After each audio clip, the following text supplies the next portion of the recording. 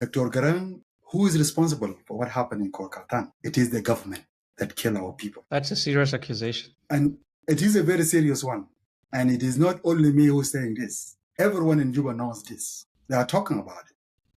The only difference between most of South Sudanese and myself and Dr. Oli, we are just coming to say our thing as they are.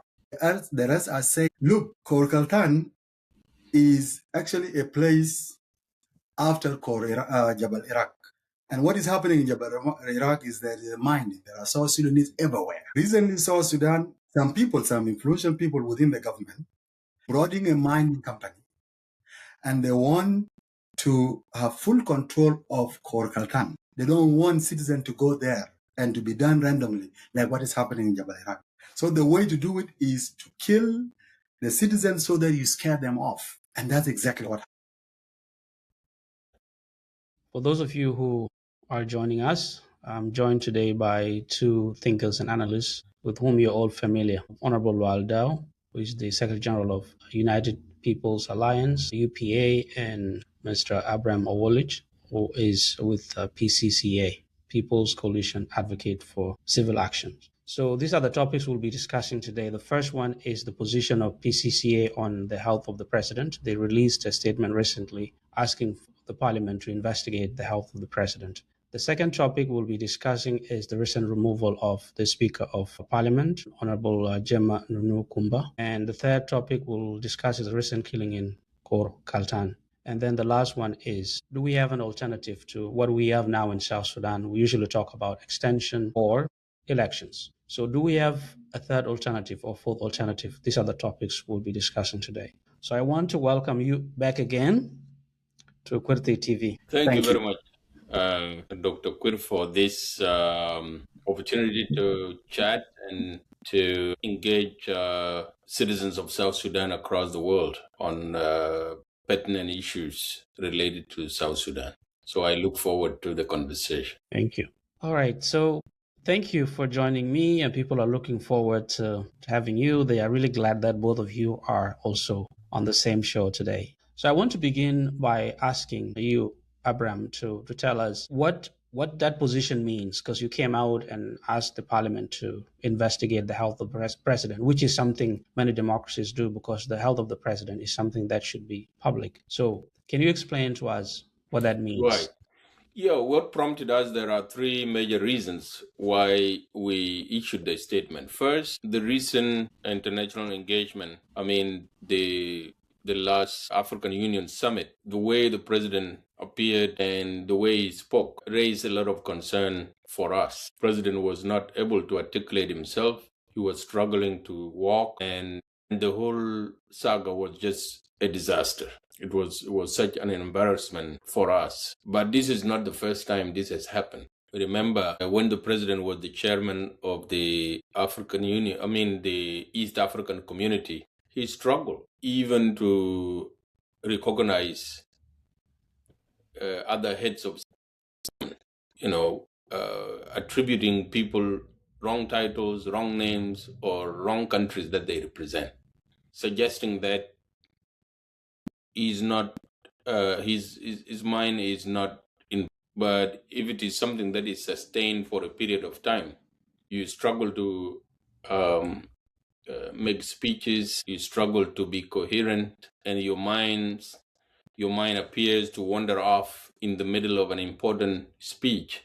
Then you begin to wonder, what is this? Also, we remember there was an incident during the funeral of President Mwai Kibaki in Kenya, where the president could not deliver a public statement.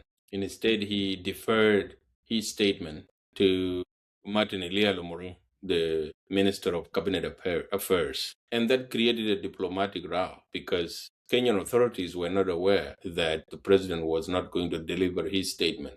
And so when the president of Kenya introduced our president to speak, only for a minister to show up, that violated protocols.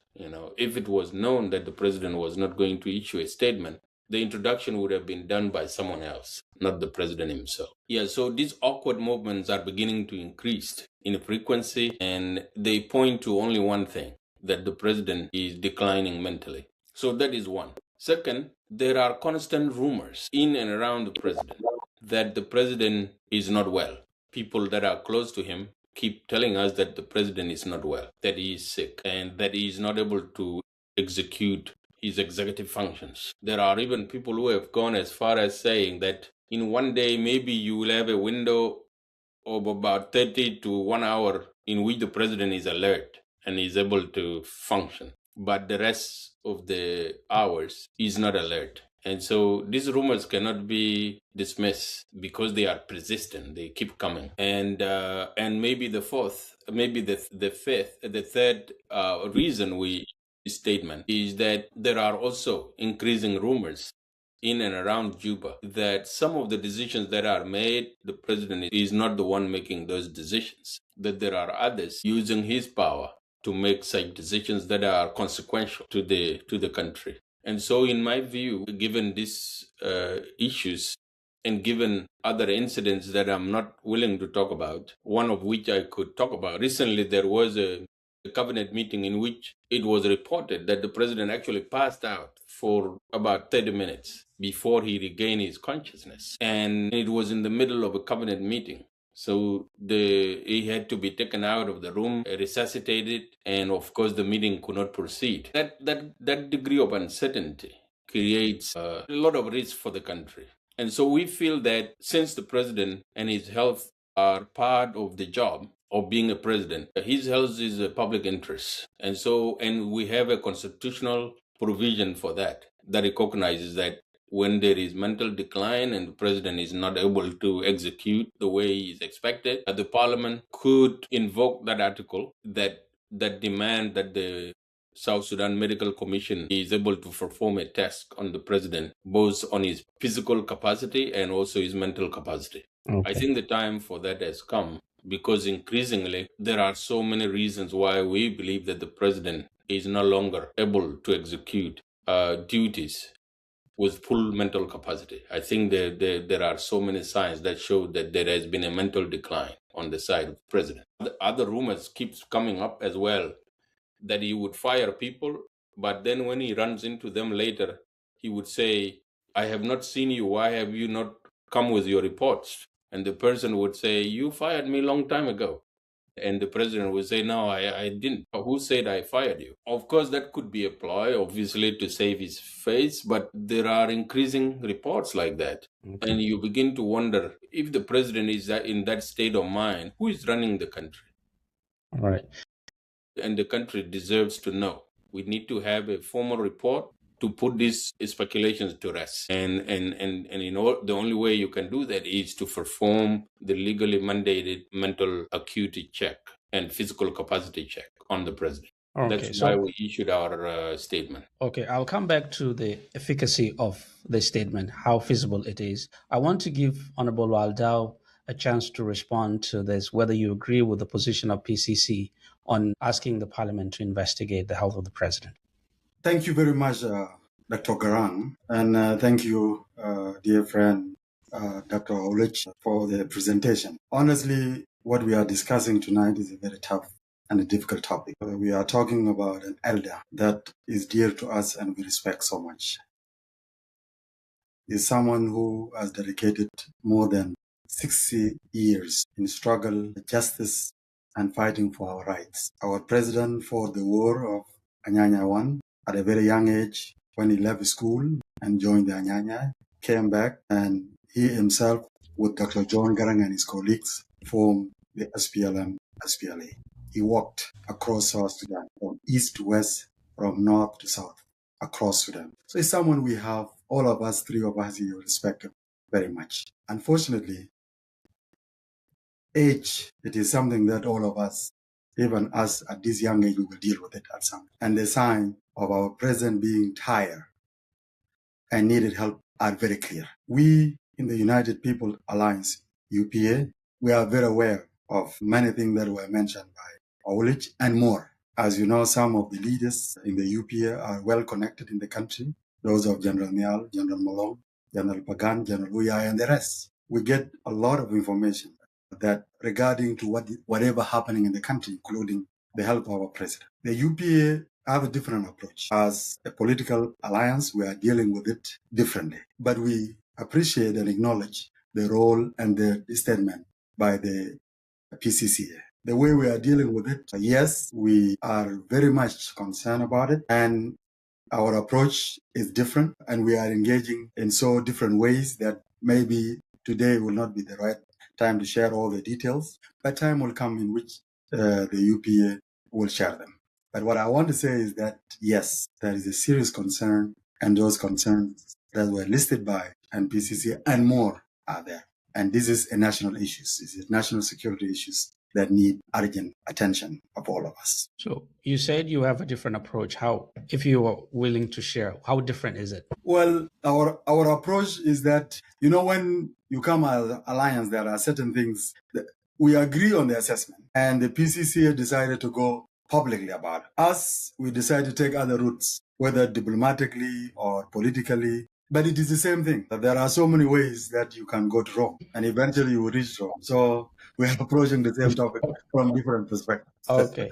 For those of you joining us, we're talking about the recent statement by PCCA asking the parliament to start an investigation on the health of the president. So this is a procedural issue. So this is how things are done because the health of the president is of public importance. So I want to come back to Abraham. So how effective do you think this process is? Law said they have a different process. So how effective do you think the approach you've taken is? Well, we know that the parliament is not an independent parliament, and nobody has the courage to do this. And the South Sudan Medical Commission cannot also voluntarily go and say, Mr. President, even though they are actually empowered by the Constitution to do this, they are supposed to be the one checking and publishing the status of the president's health regularly. We doubt if anybody is going to brave it out to go and check the health of the president. The president will not allow it, and he may not cooperate. But our goal is that we are serving public interest. Our goal is to let the people of South Sudan know that they have a legal remedy to check on the health of the president. And to the extent that their parliament fails to accomplish that, now those are the issues. Those are the issues that the public needs to know. If the parliament doesn't want to take this action, and the South Sudan Medical Commission is not willing to take this action, and the president himself is unwilling to come out publicly and tell us his status, then the speculations will continue. And the country will still feel that there is a risk. What if the president passes out 30 minutes and then he doesn't get up? What happens? What if he goes to the African Union, IGAD, or whichever meeting where the heads of state go, and then he goes and get lost in his statements and embarrass himself and embarrass the country? What would be the goal? Why do we need to subject our own president to such an embarrassment? And why does the country need to suffer such a level of embarrassment? 20 years of it's going to be 21 years in August this year of President Kiir being in power, in addition to another 21 years of being in leadership of the SPLA, that is 42 years. That's a long time.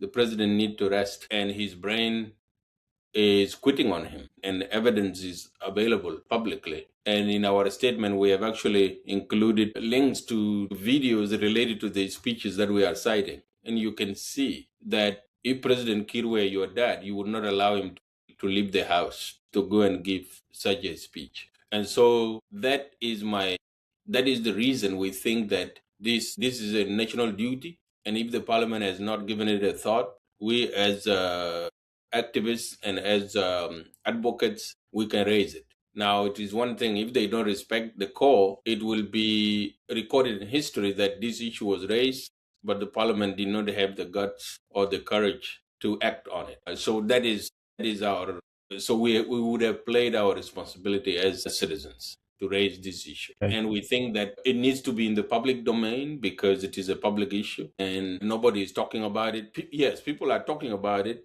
but not in a formal way. So we wanted this conversation to be formalized such that if our speculations are wild, they can be pushed back in a formal way, and then the matter is put to rest. But if there is no formal action on this, then speculations will continue to rise, and one embarrassment after another will continue, and that just plays into the psyche of the country, that our leader is unable to represent us publicly in diplomatic forum. Then what has become of our country? So I think that's why we felt motivated to do this, is to put pressure on the parliament, put pressure on the South Sudan Medical Commission to come public with the health of the president. Okay. So you've made your position clear. So that is something you've laid out to the parliament. If they don't do anything, then in the future you will say, okay, this is what we laid out, and it's something that is allowed by the law to be done. Now, I want to connect this with the independence of the legislature, what recently happened. So I want to start with you, Honorable Waldau. What do you make of the recent removal of the speaker? And what does that mean for the independence of the legislature and also the development of democracy in South Sudan? Is it something positive or negative? Well, the recent removal of Right Honorable Speaker shows that the SPLM-IG is completely out of touch. When I on SPLM caucus, I thought they were going to discuss real issues that are facing our country. Among them, the health of president. I thought they will talk about security. I thought they will talk about economy that has collapsed. I thought they will talk about the killing that is happening everywhere. Unfortunately, they went and focused on the removal of individual. Honorable Nunukum. I'm not here to defend her, but the more we continue to focus on individual, we are missing the real point. The issue in our country is that the country has collapsed and is heading towards a total disintegration. And we should focus on the real issues that can rescue the country, not individuals. It was said about Ball Mill. Everything in this country was blamed on Ball Mill. Now Ball Mill has gone. What has changed? The same thing about many, many other leaders in the country. So the more we focus on individuals, we are missing the point. The point is that the current leadership in the country has lost the direction. The SPLM has lost the vision and direction. And until the leaders of the SPLM sits and discuss on how to go back to the vision and the mission of the SPLM, nothing will change in our country. So for me, to make it short, MPs are not independent. These are a lot of politicians who are very smart, but refuse to work for the people of South Sudan. They only care about their own interests. The only time you hear about these MPs is when they want to remove a speaker, not because the speaker did not table real issues. No. It is she has been removed for small issues to do with personal interests of the MPs. Are these MPs were elected to go and serve themselves or the people of South Sudan? How about people who would say this is at least an exercise that was fair and democratic? There was no one who was forced. At least that's what some people would say. At least they were openly voting. So how would you respond to that? No, we cannot be selective. People cannot be, either we go and exercise democracy as a whole, or we don't select things. We cannot select and choose from the menu. It is the whole thing. There is no selection here. And by the way, one thing that I don't like, it is the way that Right Honorable Speaker was attacked. Personal things and things that were said was unacceptable. We need to respect our women. We need to give them respect as our mothers. We need to differ with them in a respectful way. But I don't like the way that this whole exercise was used and the things that were said. Do you agree, Bram? Absolutely. I agree with Honorable Waldau on two grounds. First, that the removal was illegal. She was not allowed to defend herself, and the issues that are raised against her have not been investigated by the party. So if there are allegations of corruption or failure in leadership, if you are a real democratic party, the way you deal with those issues is to do an investigation. And when you have credible findings, you table them to the accused member to respond to. And if the situation is untenable, you give them an option, either to resign, or if they are unwilling to resign, then now you can take extraordinary measures, including being voted out. But there was no procedure. We don't know formally what she was accused of, and we don't know whether those things are true, and we don't know, and we didn't hear her side of the story. What we heard is that the caucus met, two people that were pre-appointed to spoke, and then the whole thing was closed down. There was not even a voting that took place. And so technically, let us say, Right Honorable Speaker Jema Nuno was not actually removed by the SPLM caucus. They only asked the president to, but then the president actually issued the decree relieving her. That is the formal removal, which is wrong. The president should not have power to remove a speaker because a speaker is the head of another branch of government. If we are to do what is called checks and balances, he can make his opinion known that she doesn't like the speaker anymore, but let the business of speakership be handled in the parliament by the caucus or by the parliament as a whole. There has to be actually a vote in the parliament to remove her. That procedure was not followed. And I agree also, secondly, with the Honorable Lual that this is a case of selective accountability. The president has made so many mistakes, returning the country to war so many times, and failing to implement the resolutions of the South Sudan National Dialogue, which was passed by the parliament when it was launched. And nobody has ever questioned him in the SPLM caucus. Can we say that the president was part of this, or this is something that was done without the knowledge of the president and then it was brought into it? Because there are two layers here. The president can have a say within the party. So he can have a say as a chairman of the party. So he can have a say there. But when it comes to the parliament, he shouldn't have a say. So we know? He was in the SPLM caucus, in the meeting, in the parliamentary caucus meeting. The president was physically there. And so, which is unprocedural, in my view. And then, in addition to that, he later on issued a formal decree which was read out in the parliament, formally removing the speaker. So the president was in the SPLM caucus meeting, the parliamentary caucus meeting. And in my view, that is unprocedural. The third issue that I am concerned about is, and I totally agree with Honorable Waldau, the speaker was attacked, and the attacks were personal, demeaning to her person, and she was not allowed to respond. That is not how you conduct public business. And the third issue, and maybe the fourth issue, is that she was put in that position because the SPLM and the RRCs have a provision that say that all the key positions, the government, 35% must go to women. So if she was removed in a procedural way, her replacement should have been a woman, because you need to keep the government balance. Now you have the judiciary headed by men, executive headed by men, and parliament now headed by men. And the president was the one who championed this concept of 35%. This came from the SPLM, from the Bush. And so the fact that she has been removed in unprocedural manner and then replaced with a man instead of a woman is concerning as well. So broadly speaking, let's say if the SPLM exists and there is such thing as an SPLM parliamentary caucus, there is a lot that needs to be investigated in this country. That include so many massacres that have been created. For example, there was a war launched in Jonglei, and there was no parliamentary approval when the constitution is clear that it is the parliament that will authorize war. And there is no investigation on that. People are not paid, yet the parliament keep passing budgets, and they don't ask the previous budget, we gave you the money. All institutions are complaining that they were not paid and the money has been used.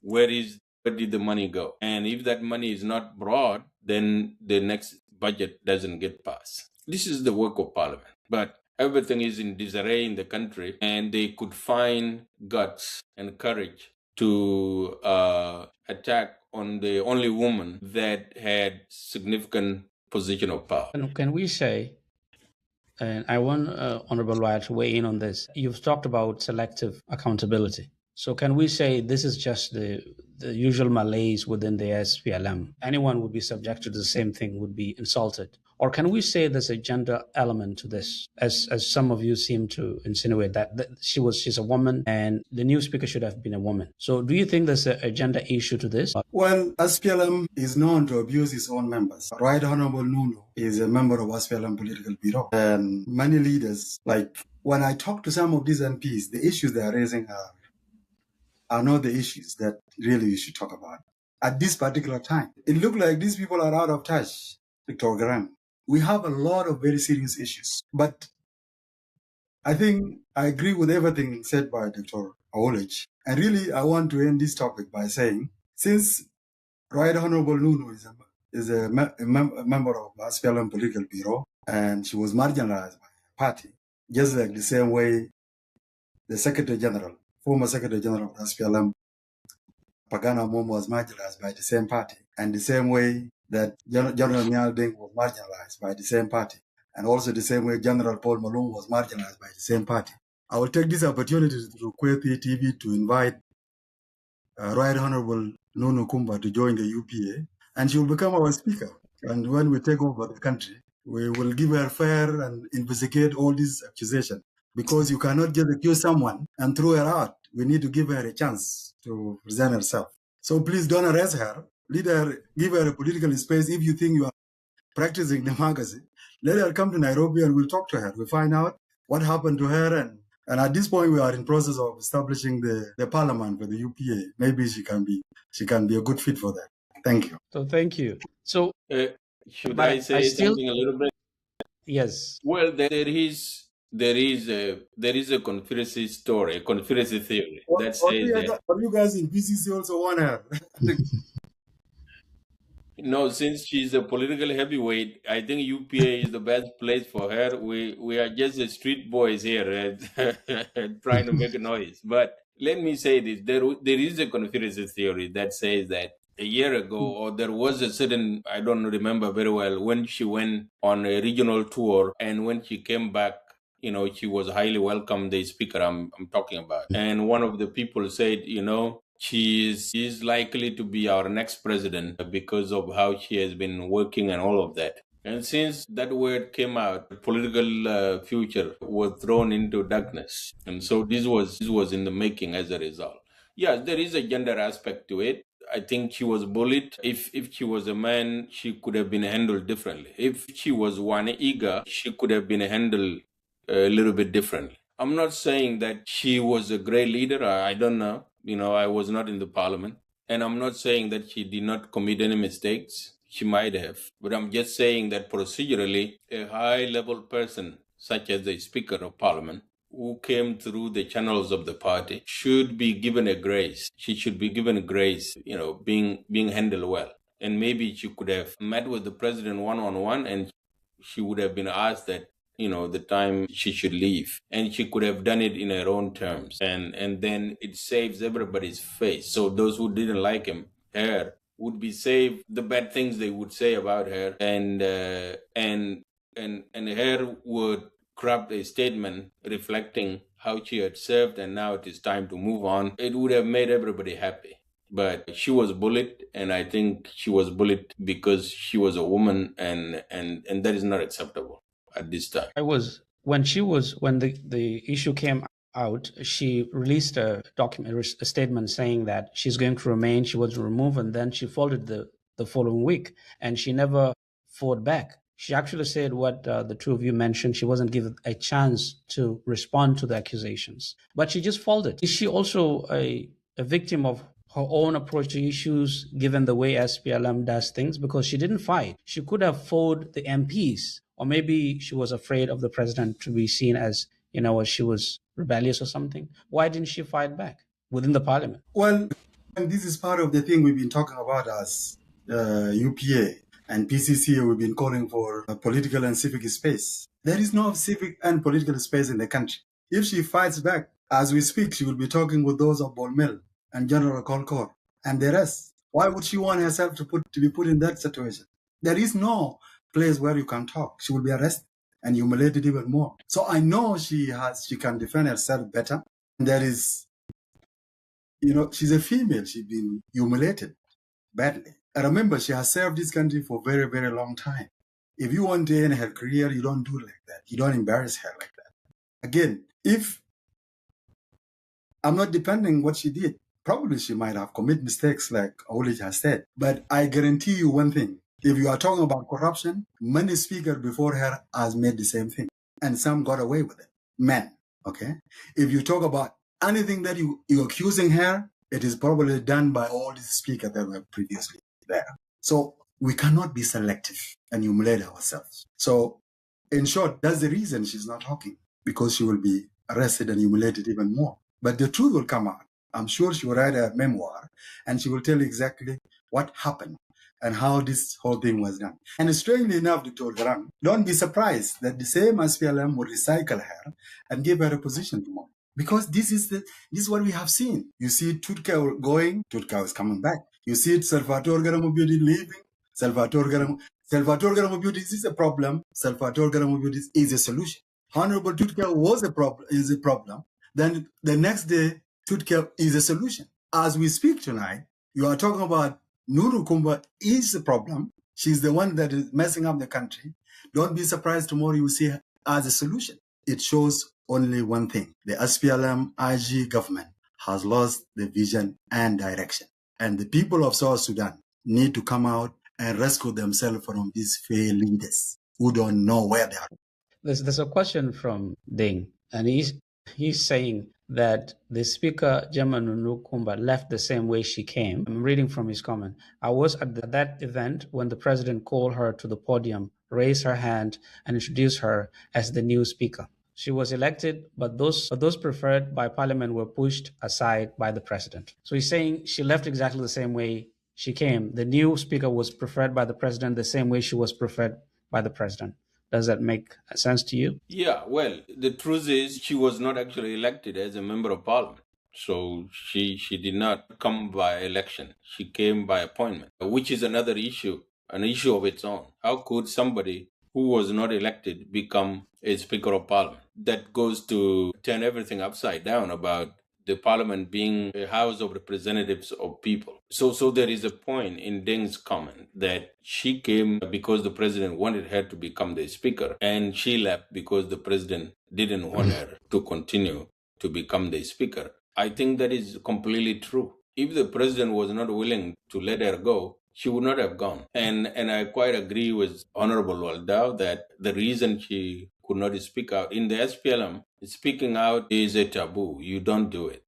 Especially if you pay attention, there is one script in the SPLM. If you are appointed, praise the president for trusting you. If you are relieved, praise the president for trusting you, and that you remain loyal to the party and you are available to serve in another capacity. That is the script. No matter how wrongly you were appointed or how wrongly you were removed, that is the script. So you don't go off that. If you go off that, you find yourself out in the cold.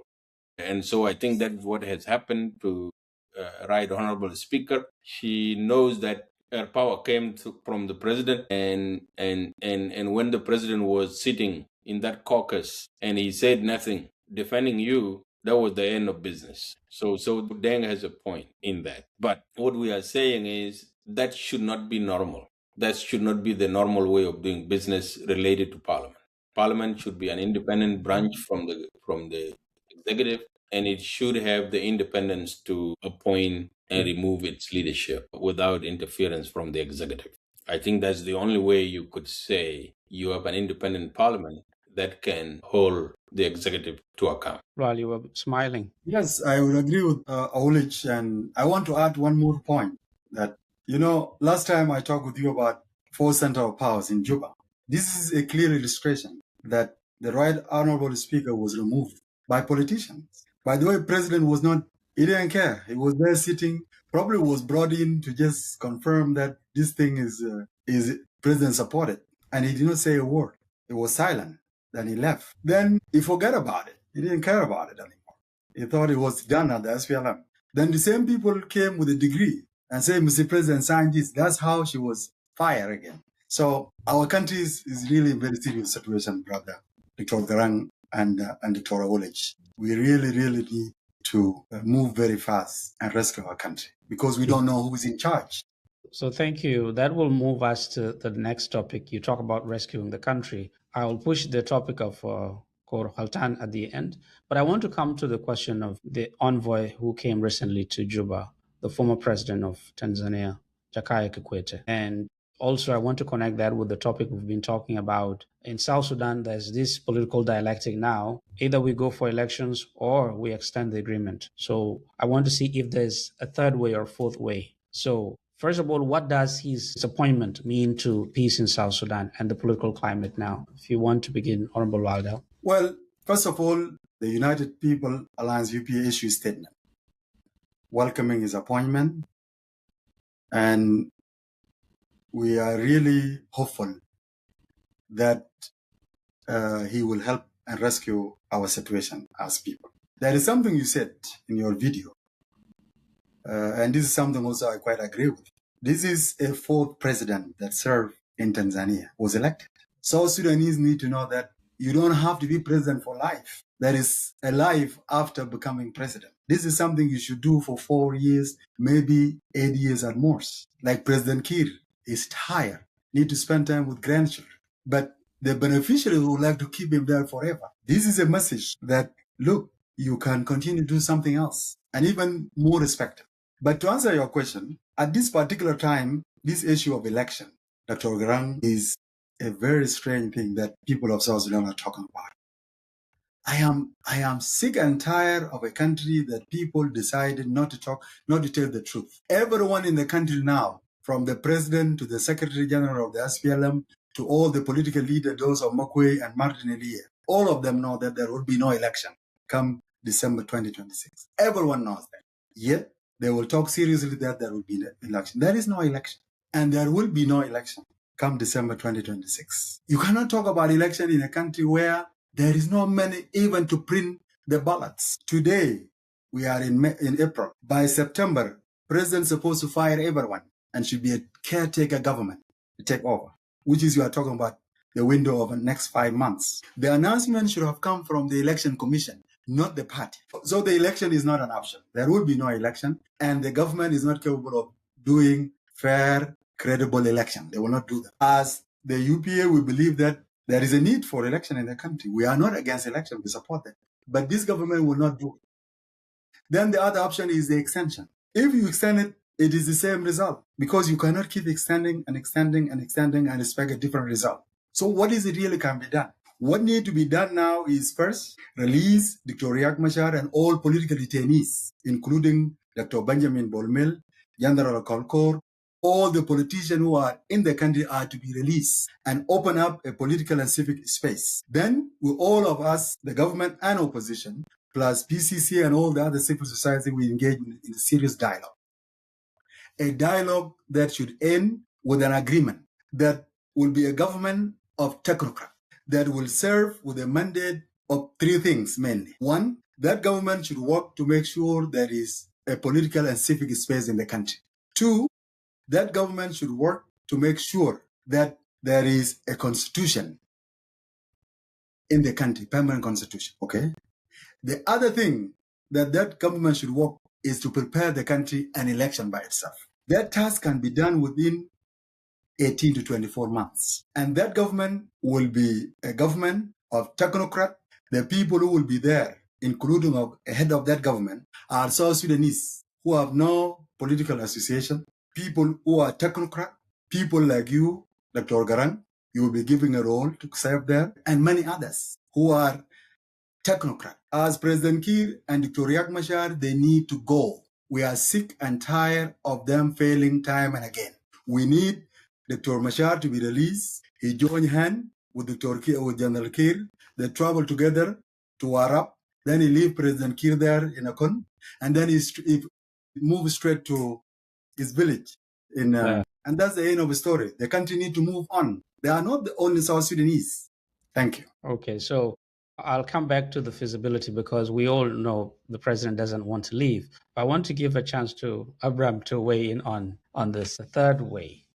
Well, first of all, on the appointment of Jakaya Kikwete, I have mixed feelings, because this is not the first time Kikwete had dealt with South Sudan. He was, by and large, the one that negotiated the Arusha Agreement, which has not been implemented up to date. It was him and Ramaphosa that tried to bring the SPLM together in the spirit of African liberation movements, which is the Chama Chama Punduisi and the ANC and the SPLM, and also NRM. So this was the idea. But in the end, the agreement was not implemented. And there is nothing that he has done to make sure that the agreement is implemented in letter and spirit. So that brings me to his now new appointment. His appointment is good. He is somebody that has knowledge on South Sudan. He's a former head of state. And he's also an intellectual in his own capacity. And so he is competent in his own right to handle this file. Now, the challenge is this. My concern is generally the African Union as a whole and the group of the C5. The African Union as an institution is an institution that cares about African leaders, but not about African people. They are there to scratch their backs, but not to listen to the cries of the African people. This case of South Sudan is in the files of the African Union. They investigated what happened in 2013. They know exactly what has happened, and they know why the country is not moving forward. And so far, no action has been taken. And so this renewed call to implement an agreement, my real issue is that if President Kikwete is planning to have a permanent solution to the crisis in South Sudan, then the container of the revitalized peace agreement is a broken container. It cannot contain anything, whether liquid or solid. It is broken everywhere. It is a patient that the doctors have tried to revive for 7 years, and unfortunately is just going to die. And so if your investment is to try to put more medicine into this dead patient, then you are not offering anything new. And so that is the measure of test for me. If he is going to say we are reviving the RRCs in which the main political leader who signed it is in jail, and you want to revive it, and you want me to consider you to be serious, then that is an issue. So I am waiting to hear what his plans are, but if the plan is to try to revive the RRCs as the African Union has called for, I'm not going to waste my time because we know exactly what will happen. It is going to fail. But the second part of your question, which is there a third way? Yes, there is a third way. The third way is the PCCA way, is for the people of South Sudan to rise up and kick out everybody. All these political leaders, they got to go. So I concur with Honorable Waldau on that President Kiir, Dr. Riek, and others, they have to go. They are the problem. We should not be looking around for what the problem is. The problem is so clear. It's sitting there, and we are all looking at it. The people of South Sudan did not mince their word. They simply said that their problem was Dr. Riek Machar and President Salva Kiir Mayardit, and that they have to go. This was the resolution of the National Dialogue.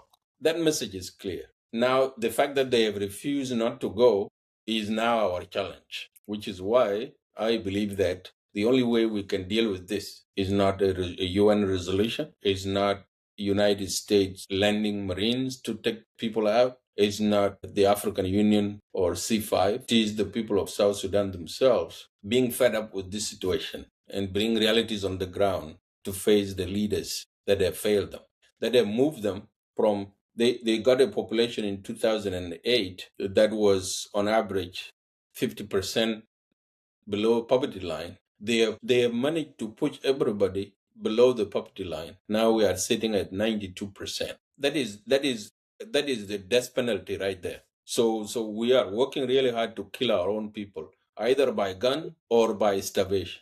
There is no justification to keep this government. And of course, for President Kiir himself, for 21 years, things have been declining under your watch, and you continue to insist that you want to lead. That is the most greedy or selfish act that the president has taken, is to stick and resist to leave power. When all indications show that he has failed. President Kiir is characterized in terms of his person as a generous, humble, and consensus-seeking person. This is how he is described. But the fact that he has stayed in power for 21 years and the country has tanked under his watch and he still wants to continue tells me that he is extremely selfish as an individual and he's not patriotic, because these are only things that unpatriotic, selfish people can do. And so this is why I believe that the third way is for the people of South Sudan to rise up, force the hands of these leaders to leave. No negotiation is going to help them to leave. They will not leave. And no African Union resolution or UN resolution is going to force them to leave. We have to take matters into our own hands. We have to force them. And once we have forced them now, we will have the space to negotiate. Our position as PCCA is that we need a negotiated constitution, not a peace agreement, but a negotiated constitution. In fact, a constitution written in a peaceful environment is not good enough for South Sudan. We have to fight over a constitution, negotiate it, and once we have agreed on it, we will honor it, we will implement it, and it will take us forward. That is our third way. Okay, so there are two things I want to reconcile the positions, the two positions. Honorable Wal has talked about the actual administration, what it looks like, the character of the administration. You've talked about a way to remove the current administration, but you haven't talked about what would the administration look like. Would that administration look like what Walda was talking about when the people of South Sudan rise up and then we say we need a technocratic government as a transitional government? Would that make sense? Because what would it look like? Because people can come up and we are in a political malaise. We're still going to ask, okay, they are gone now. What now? Right. So yes, I agree with the Honorable Waldau on one hand that yes, we need a transitional government that will be managed by technocratic people who are not going to run. That is the technical administration. But the leadership of the country, actually, you need people of consensus during that transitional period. So the head of state and government must be somebody or a group of people of consensus, people who can pull the country together because we are a very divided, a sick country. We need people who can heal us. And those people of consensus are the people that should lead that transition, managed by technocrats, and that they are not going to seek public office after the transition, that they will not actually run in the election that they will organize. They will only organize elections and step out once an elected government comes in. But the key for a transition is that you need leaders that are people of integrity, people of consensus, people who can draw all the people of South Sudan in one place, who can reach out to them and touch their hearts with what they say and what they do. I think that is key. And then the government itself is run by technocrats. So I agree on that front. I want to bring Walada, but there's a question some people are asking here. They see a problem of two of you saying both Dr. Riek and President Kiir have to go. So Kek is saying here, why do you have to tie the departure of President Kiir to the departure of Riek Machar? So I want you to address that, Honorable Wal. But I want you to respond to the question I asked. Awolid came up with a process to remove the leadership, but not the government itself. But he has agreed with you about the technocratic government. You talked about the technocratic government, but you have not talked about how do we actually remove the current government before we go to the technocratic government. Well, we have three ways to do that. Number one is diplomatic. And this is where the African Union, the region, and international community could help on. That is one approach. The second approach is a PCCA way. We will work with PCCA and support in that front. And then there is a third way that I will not talk about it here in question TV. We can all guess. But we have tools. That is in how to remove the regime. Okay. Then your next question is what was the other question, sorry? Why, they're asking, why do you tie the departure of President Kiir to the departure of Riek Machar? Yes, very good. Dr. Garang, as a UPA, we have defined that the problem of South Sudan is a leadership failure and power struggle. When we talk about leadership, and I know your audience are very smart, I don't need to explain this. We don't mean only President Kiir. We mean all of us who were part and parcel of that government from 2005 up to very moment. We all failed the people of South Sudan. But in the top of that list are President Kiir and Dr. Machar. The two have actually not only destroyed our country and failed us, but they have brought and have taken two tribes, the Dinka and Nuer, into a serious conflict that they are killing themselves like you have never seen before. And if the country to heal, the two need to go. And this is the resolution of national dialogue. Plus others also need to go.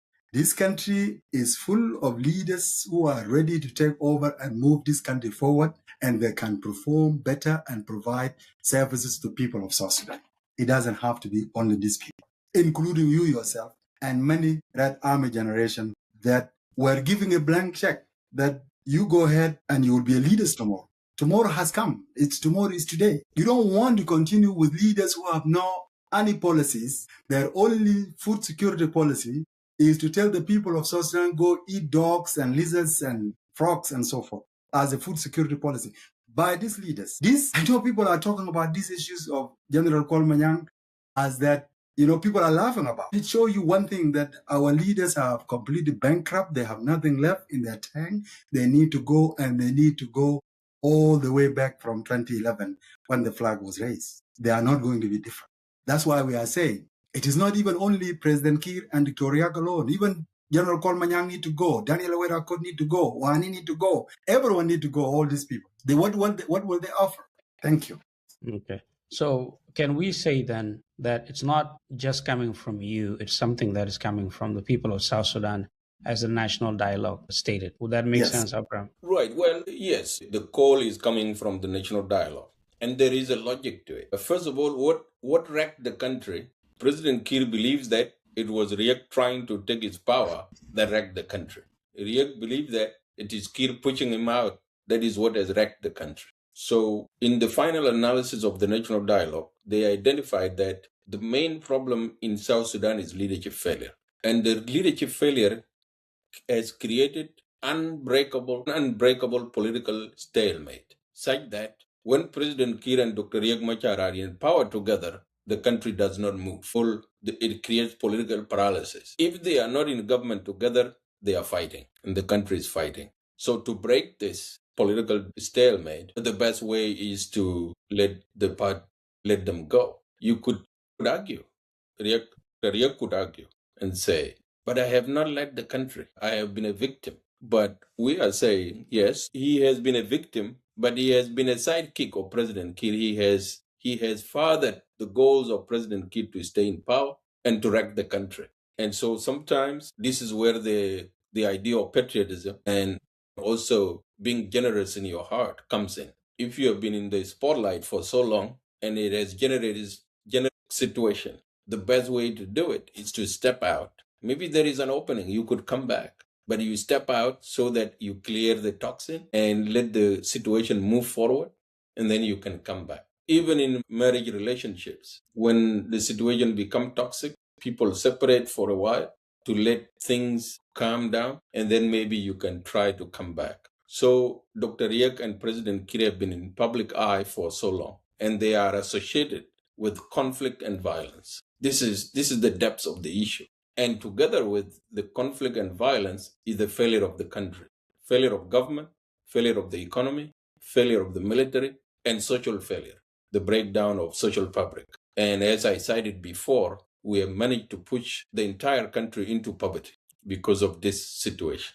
We need to get out of this situation. And to do that, we really need our leaders to go. And we need we need fresh blood. We need a fresh future. Doesn't mean that things will turn into paradise overnight, but we need to generate hope for our people. We are losing hope very fast. And the only way we can achieve that is not through a negotiated settlement. Negotiations are not going to produce the results that the people of South Sudan need. These people need to be forced out, and the people of South Sudan have capacity to force them out. And we had hope, which is what the National Dialogue intended to do, that they could be given a soft landing, that they could actually manage their own exit. But they refused. And now the country is continuing to tank. And so the time has come for the people of South Sudan to take extraordinary measures. Relying on foreigners to try to resolve our internal matters is insane. We are not getting help. We are getting pushed deeper and deeper into crisis by these external actors. So I think that it is only fair that both President Kiir and Dr. Riek leave the political scene. If Dr. Riek feels that he has something still to offer to the people of South Sudan, he should allow the transition to happen, and he can always come back.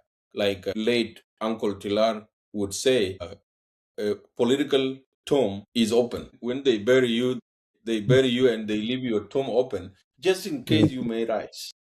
And that's what I can say. Thank you very much. Okay, so I want to end by asking you, because you've laid out very good alternatives. So I want you to end by something you want to tell South Sudanese? Because at the end of the day, as you said, Awolij, dialogue isn't going to be effective with President Kiir and the SPLM. They're not people who respect dialogue. So negotiated settlement is not something that is an alternative. So that's something I want you to address, Honorable Wal, as your final word, because it is going to be difficult to come to the SPLM or to tell the international community or AU or IGAD to say, okay, can we talk to the leadership so that they can accept this, this idea that they should go. So that's one thing. For you, Abraham, we have the issue of tribalism in South Sudan.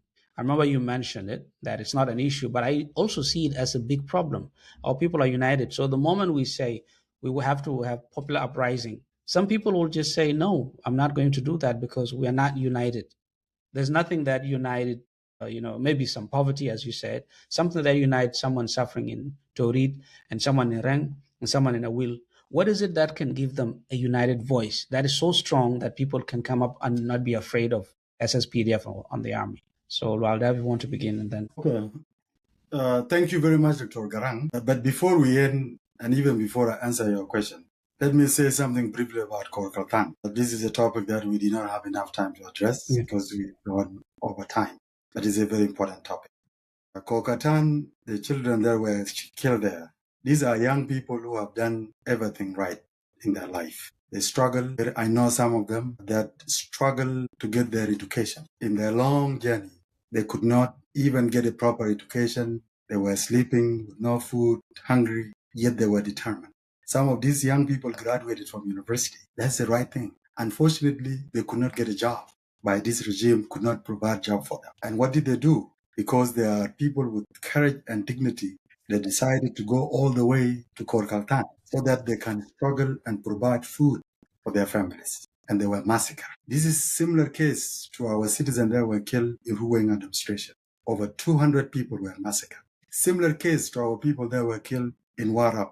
Just in the last couple of months, over hundreds of people died in Warab, Qatar Rasnak. The same case in our citizens that were massacred in Greater Jonglei. Dr. Garang, who is responsible for what happened in Korkaltan? It is the government that killed our people. That's a serious accusation. And it is a very serious one.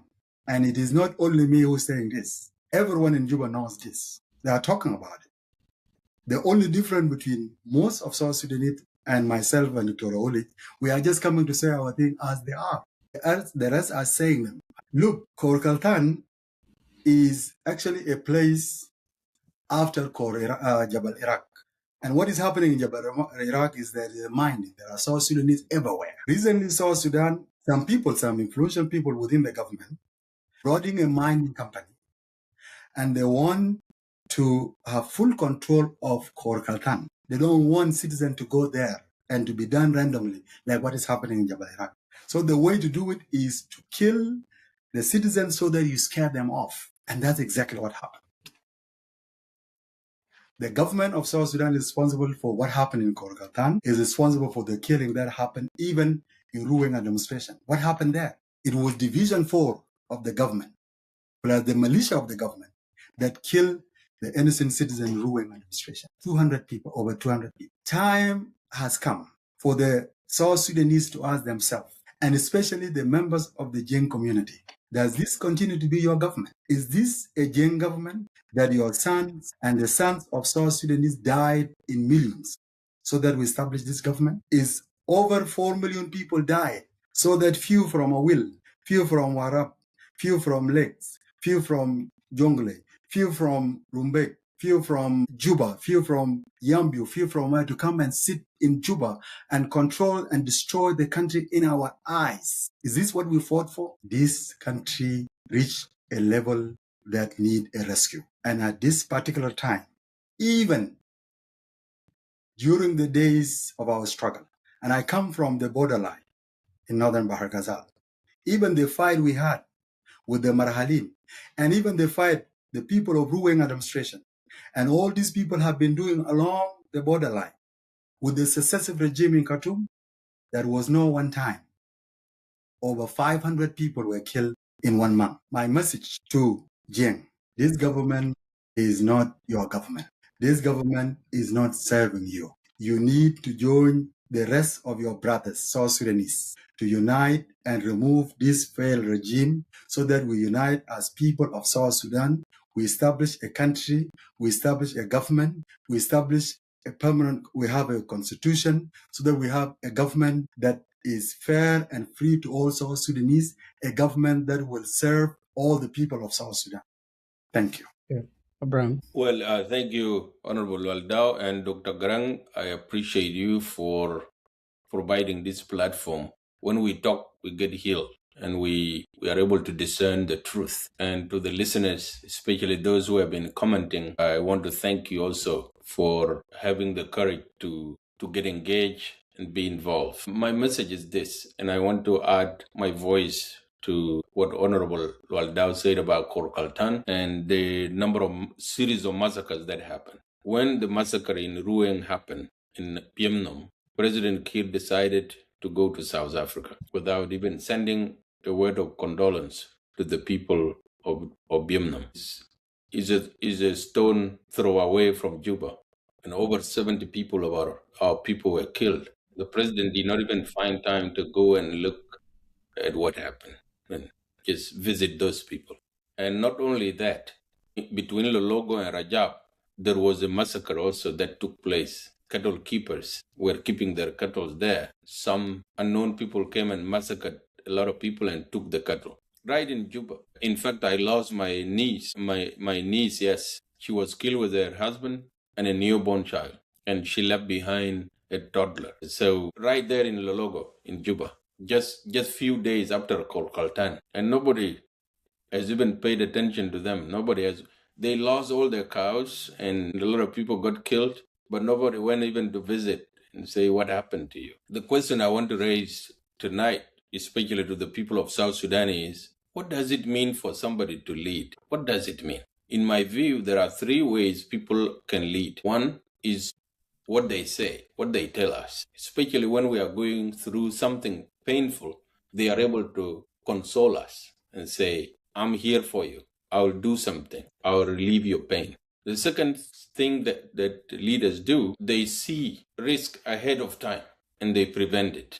That's especially when you are leading a government, your job is to see something before it happens and you prevent it from happening. And the third thing leaders do, they care for the welfare of people. They lift people up. They promise, they give people hope. And we all remember Dr. John Garang during our long struggle. He would tell people that even if you are losing your weight and you are becoming emaciated because of lack of food, the future is coming when you will regain all this. What we cannot afford to lose is to lose our land. And just because of what he said, we were able to manage the struggle and we got our country. What does President Kiir offer? Honestly, he doesn't talk. He doesn't tell you what is going on in the country. He doesn't solve problems. He doesn't visit you when you are dying. He doesn't condole you when you die. What does he do? What is he leading? Is he leading us or something else? So why would you want to keep somebody who doesn't talk to you, doesn't console you, doesn't solve your problem, and doesn't care for your welfare? So when people say President Kiir has failed, he's not doing this. He's not talking.